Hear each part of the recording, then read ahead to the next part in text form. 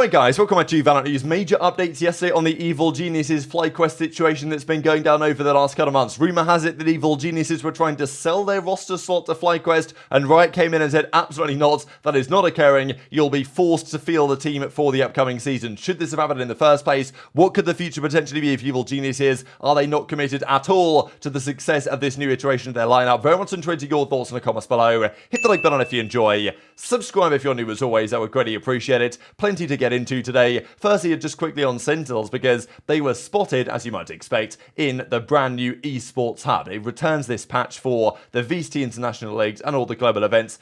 You know, like, I follow some other esports that you guys may or may not be aware of, and it's stuff like this that I would just love to see in the game. It's just so good. I mean, maybe it could be even better than this, but look, there's an esports hub. You go in, you see all the global events, it tells you what the season situation is going to be, tells you the schedule, tells you everything like it. I don't know if you can select, like, your favorite team. Maybe you can, but it'd be kind of cool if, like, you could select your favorite teams, and then it would tell you, like, when they play next, or give you notifications or something when their games are on. I don't know. I think they could take this to even another level, but I think it's just great to see. So this is the schedule that's now in the game. You can also see all of the teams, all of the players on their rosters, at least for some of the teams. We'll see actually right here for KOI. It's not quite so pretty for them at the moment. Some players don't have pictures. It's not perfect, but they're getting there. It's really cool stuff. And yeah, as Valorant says, I'm in the game. Awesome to see. And there's also this final one as well, just looking at the kickoff, for example, here. So you get a hub for the entire league, really. See all the matches, see the brackets, see the kickoff. There's so much they could do with this as well going forwards, of course. For the CSGO majors, the pick'ems in the game is such a massive thing, and I'm sure they can think about that going forwards. There was also some talk as well on,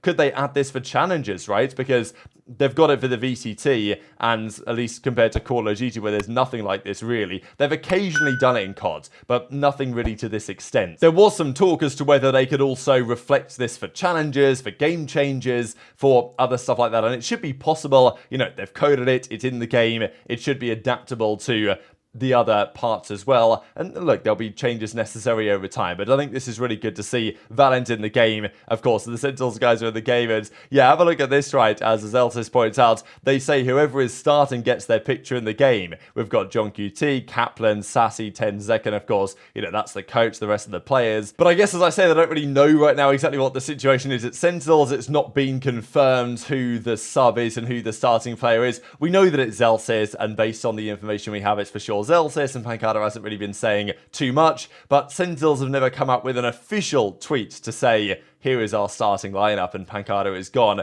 So it's kind of funny that Kaplan is just kind of slotted in here as if he's a starting player, when that's not quite the case. But yeah, so as Zelsis says, maybe whoever gets their picture in will become the new starter for the Sentinels roster for the new season. And even, of course, Evil Geniuses, which we shall discuss here in a second, they're in the game as well. Apoth, Derek, Jorgamo, Nature, Superman, Potter as the coach. They will require some miracles, I think, if this team wants to replicate anywhere near the success they had last season, but all the storylines behind the scenes on this roster have been quite remarkable. There's also this from NRG, which is pretty funny, pointing out, well, I don't imagine that these are the real pictures of the game based on the information that we currently have. Before we talk about the Evil Geniuses stuff, though, and I do wonder if Leo Faria would actually potentially address this as well, there's a Platchet episode coming up today where they will be bringing Leo Faria onto the show. So this guy, of course, like head of esports basically at Riot Games, head of Valorant esports at least at Riot Games, and then making a tier list. I don't know if Leo will be on there to tier list all the teams. I don't imagine that he particularly want to do so,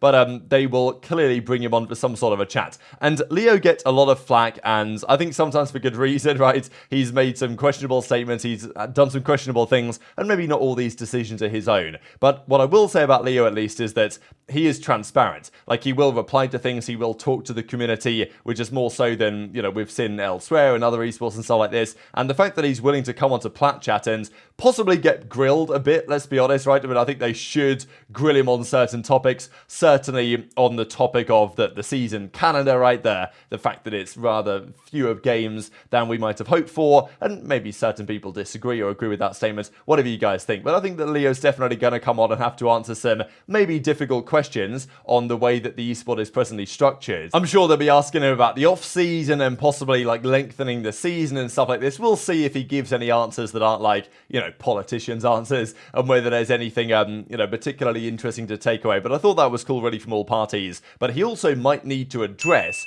what's happened with Evil Geniuses over the last couple of months, because they won the World Championship, then the organization was basically collapsing, right? And the intention was for them to keep their players in contract jail, apparently while they worked behind the scenes to try and effectively get bought out as an organization elsewhere. We know they're out of League of Legends, they're out of other esports, they've got so many lawsuits to deal with.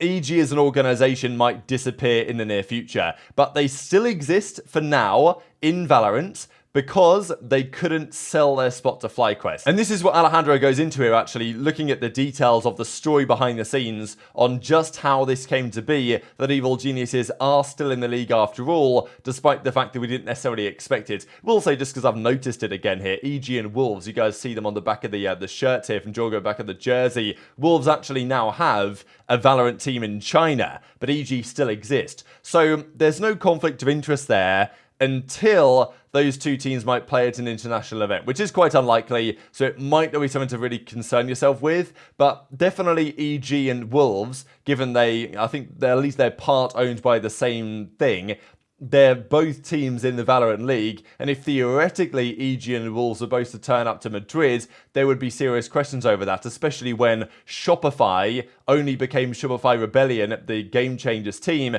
because version 1 were merging with Rocker and G2, so it wasn't plausible for version 1 and G2 to both be owned by the same people, because they're both going to be competitive teams. So just want to keep your eye on there as potential conflict of interest. But this is what Alejandro mentions here in the article, that following the G2 acquisition of the Guard, there was a feeling that EG and FlyQuest would be able to basically sell their assets to FlyQuest. So in a franchise league like League of Legends, it's, people have spent millions to get in, so they're able to resell those assets elsewhere. Now, pretty much all of these things have to be approved by Riot at some point, because that's how they've signed up the contracts in the first place, but that's how it works in the franchise leagues. You've paid 10 million to get in, you own that spot. If you want to sell it, you're free to sell it within reason. However, in Valorant, Riot deliberately set up the structure differently, so it's a partnership league. Riot decide who they partner with, and actually Riot pay those teams money as stipends in order to do that. So Evil Geniuses, however, because they apparently still want out of esports entirely and have been leaving every esports over the last several months, let's be honest, their intention was to basically sell their slot, or at least sell their team,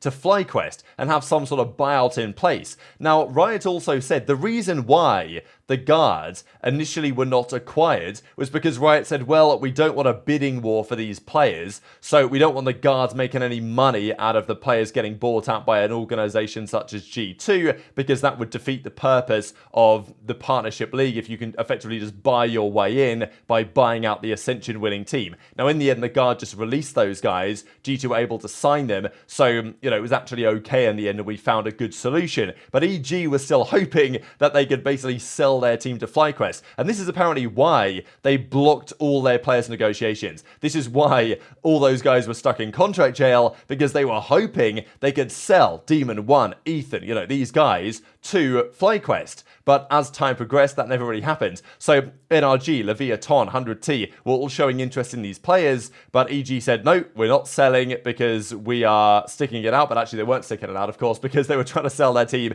elsewhere. Per sources close to Sheep Esports, the two parties would soon reach an agreement, turning towards Riot for a final approval, and expecting the deal to be approved. FlyQuest already began its preparations at this time, securing facilities and offices to welcome their newly yet-to-be signed roster. Riot then said, no, you ain't doing that, buddy, essentially forcing EG to continue fielding your roster in the VCT and to continue its esports operations. So pretty incredible stuff, it's got to be said, that this was EG and FlyQuest had agreed that this was like a done deal. As far as they were concerned, they'd agreed to basically a buyout, right? They'd agreed that FlyQuest would buy out the team. But I don't know why they didn't consider the reality. The Riot ain't just going to allow that. The whole point of the partnership system from Riot's perspective prerogative is that they decide which organizations they partner with. And if they like the look of FlyQuest, they could probably have approved this one. But also, I think the main concern was that EG were getting paid to leave in some sense. Like, they were selling their assets elsewhere, which is the one thing really that Riot were trying to counter by setting up the partnership rather than the franchise model. Like, Riot are not going to allow EG to make a deal with another team to take over their spot,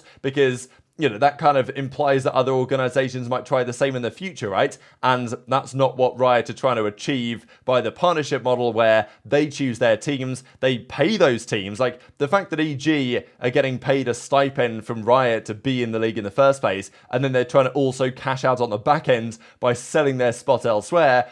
I don't know why these organizations ever thought this was going to happen, because I could have told them it was not going to happen unless FlyQuest was approved explicitly by Riot and there was no buyout involved, because in the same way that what happened, I believe, with G2 and the Guards, when the Guards had to basically just drop their players and then G2 signed them rather than a buyout flying one way from the other, and maybe there was some money changing hands behind the scenes, I don't really know, but in the franchise, in the partnership league, that was never really going to fly. So in the end, FlyQuest, after all this work, it's not happened, has it? And after all the drama, and then Riot said no, they then, I guess, decided, all right, fine, we'll sell the players. Demon 1 and Ethan can go to NRG, Boostio can go to 100T, Com can go to Lev, and Giacomo is stuck in the Evil Geniuses contract jail as it stands. So that's pretty much the update as we know for now. Pretty remarkable set of situations, but clearly it shows the intention that EG wanted to go.